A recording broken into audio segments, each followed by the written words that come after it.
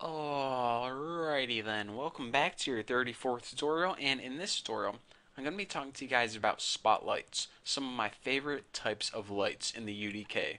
So in order to add spotlights to the screen, we can go ahead and add them, but let's spice things up a little bit by adding some static meshes. So go ahead and open up your content browser, and make sure you have static meshes selected, and go ahead and select lights.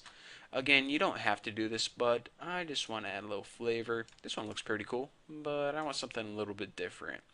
Ooh, look, ooh, one of these. Either one. Eeny, meeny, money, mo. Okay, this one. Go ahead and drag one of these lights out on the screen, and first of all, I can tell this thing is massive. So I'm going to go ahead and shrink this a bit. Probably in your side view is going to be your best bet. And go ahead and slide that down, and I'll just slide that up. I want to make sure that it's kind of in front of my, whatever this thing's called, a totem pole, a pillar, because I wanted to cast a pretty cool shadow. So I'm going to go ahead and add one right there, and then I'm going to go ahead and alt drag and add another one kind of close but kind of far away. These kind of look like people with like their hands hanging down and their legs like kind of hanging, kind of like tiny little glowing robots nailed to the wall. That's what I think of when I see these. Is that wrong? Should I see a psychiatrist? Probably. But anyways, now that we got our level set up, time to start adding some lights. So the first thing we want to do is figure out how to add these spotlights. And that's the easy part. In order to add spotlights, go up here to View, Browser Windows, and what we're going to want to select is Actor Classes. Now we go ahead and click this, and we can already see I have everything because I was messing around with it before. This, if you expand lights, these are all the different types of lights. So you guys are saying, alright, spotlights and point lights, those are two kinds of lights, that's it. Well, look how many different types of lights that we have to learn. Pretty cool, huh? So in this tutorial, I'm going to be working with spotlights. So go ahead and select the regular spotlight, not spotlight movable or toggleable. Just go ahead and select a regular spotlight, and don't double click it or try to drag it or anything. Just go ahead and select it and X out of your screen. Now in your perspective view, go ahead and right click, and you'll have an option that says add spotlight here. So go ahead and click that, and now everything goes dark because it added the spotlight, but it's not shining on anything yet. So go ahead and make sure you have your move tool and drag that up. And as you can see, a spotlight is basically, well, I don't know. It's a spotlight. I don't know how to describe it better than that. You guys should know what a spotlight is. It's basically if you like have a spotlight in your hand and you look at what's in your hand, that's a spotlight.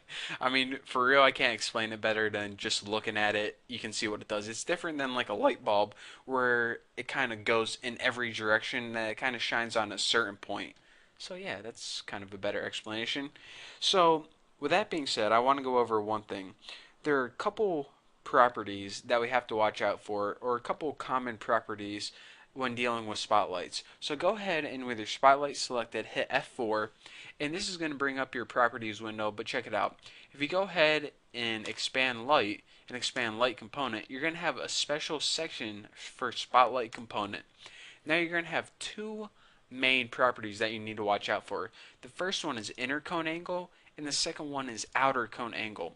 Now right now you can see that it's kind of, just one cone out on the screen, so you might be kind of confused as what the difference between these two are, and a lot of beginners are, so I'm going to explain it to you. Inner cone angle is, let me make this inner cone and outer cone different. Change these like 20 and 50.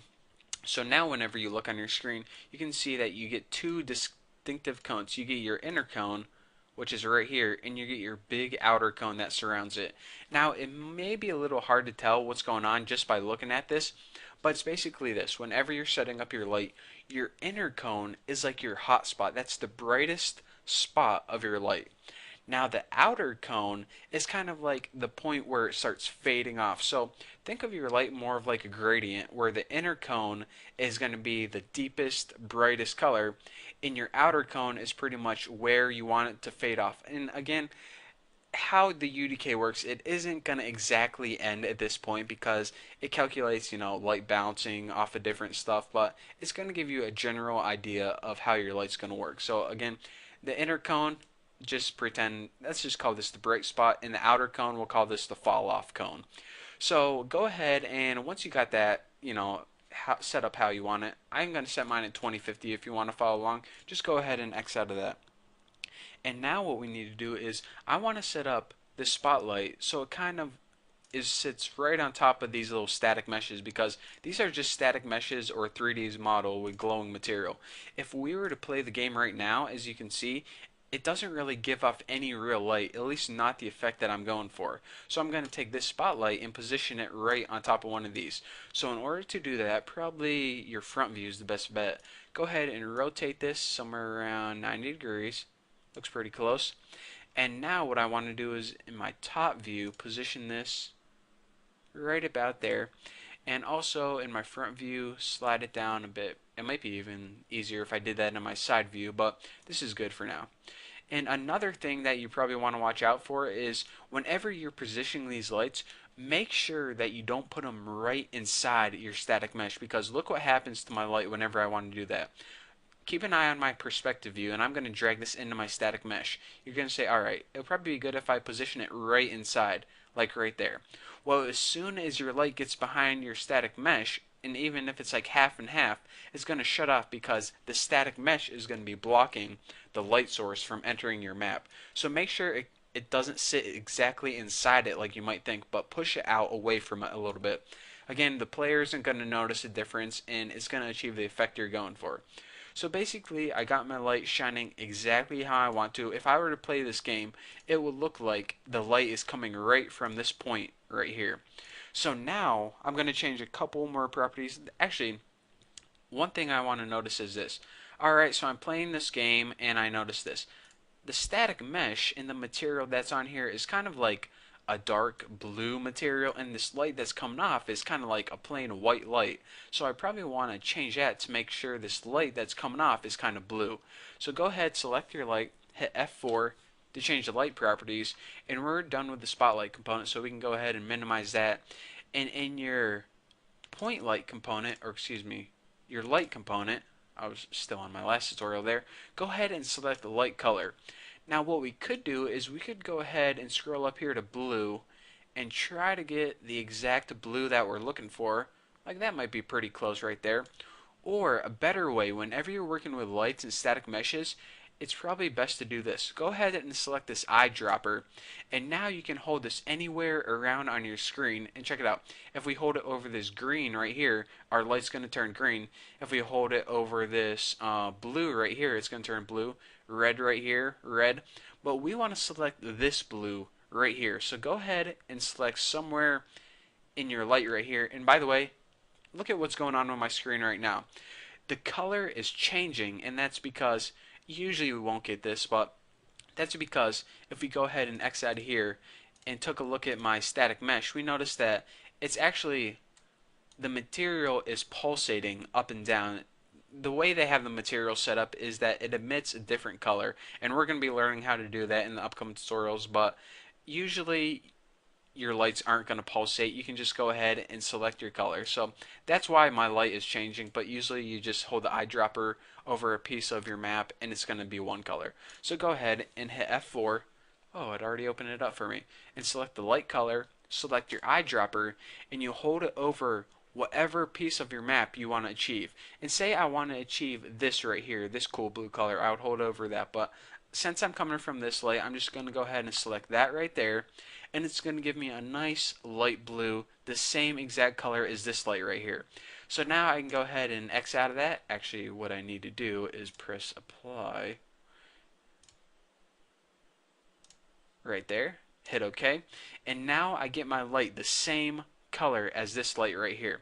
So if we were to go ahead and play this level, the light that's coming out of the spotlight would be the exact same color as this static mesh, and that's the exact look that we're looking for.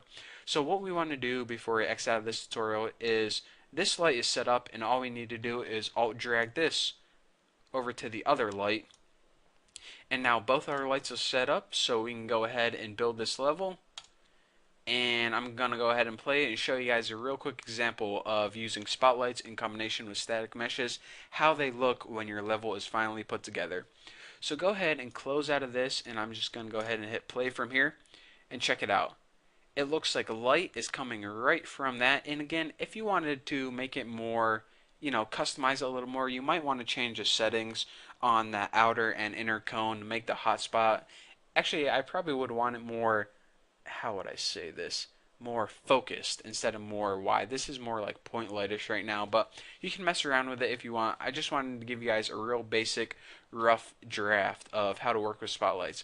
So in the next couple tutorials, what I'm going to be teaching you guys is about all those different kinds of lights and all those different kinds of light properties and how to achieve some pretty sweet effects. But for now, as always, that's all you guys get. So thank you guys for watching. I'm going to be shooting this light if you need me, and I'll see you guys in the next tutorial.